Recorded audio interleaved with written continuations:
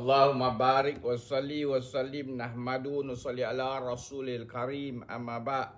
Sayyidina Abu Musa radhiyallahu an meriwayatkan bahawa Nabi SAW bersabda, perumpamaan keadaan ilmu dan hidayat ni Allah SWT utuskan aku membawanya adalah seperti hujan yang lebat yang turun ke atas bumi. Bumi yang ditimpa hujan biasanya ada 3 jenis. Sebahagiannya ialah tanah yang subur yang menyerap air, kemudian ia menumbuhkan rumput dan tanam-tanaman hijau dengan banyaknya.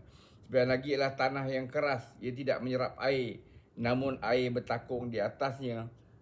Maka Allah SWT memberi manfaat kepada orang ramai dengan perantaraan tanah itu.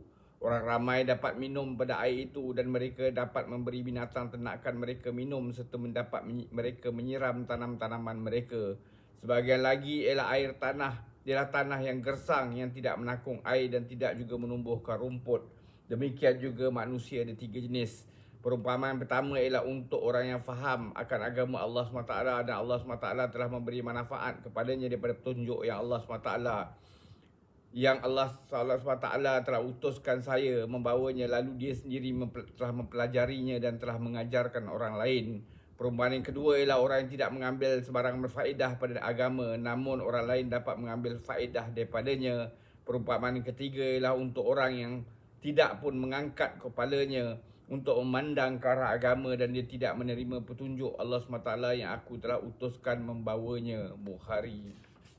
Sayyidina Abu Musa radhiyallahu an meriwayatkan bahawa Nabi SAW bersabda, perumpamaan keadaan ilmu dan hidayah yang Allah SWT utuskan aku membawanya adalah seperti hujan yang lebat yang turun ke atas bumi. Bumi yang ditimpa hujan biasanya ada 3 jenis. Sebahagiannya ialah tanah yang subur yang menyerap air, kemudian dia menumbuhkan rumput dan tanam-tanaman hijau dengan banyaknya. Sebahagian lagi ialah tanah yang keras, ia tidak menyerap air, namun air bertakung di atasnya. Maka Allah SWT memberi manfaat kepada orang ramai dengan perantaraan tanah itu.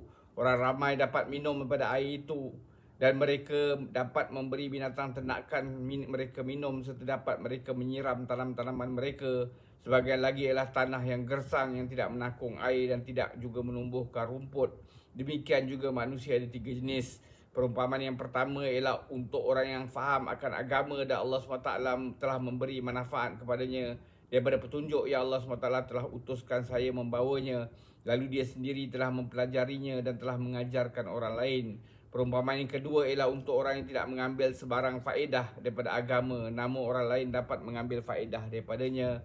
Perumpamaan yang ketiga ialah untuk orang yang tidak pun mengangkat kepalanya untuk memandang ke arah agama dan dia tidak menerima petunjuk Allah SWT yang aku telah diutuskan membawanya. Bukhari.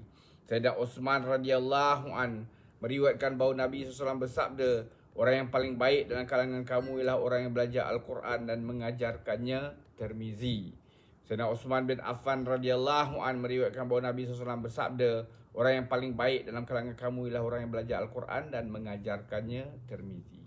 Semoga Allah SWT bagi taufik untuk kita ambil iktibar, amalkan dan sampaikan. Subhanallahi wa bihamdihi, subhanakallahumma bihamdika, asyhadu an la ilaha illa anta, astaghfiruka wa atubu ilaik. Subhana rabbika rabbil izzati amma yasifun wa salamun alal mursalin, alhamdulillahi rabbil alamin. Taqabbalallah.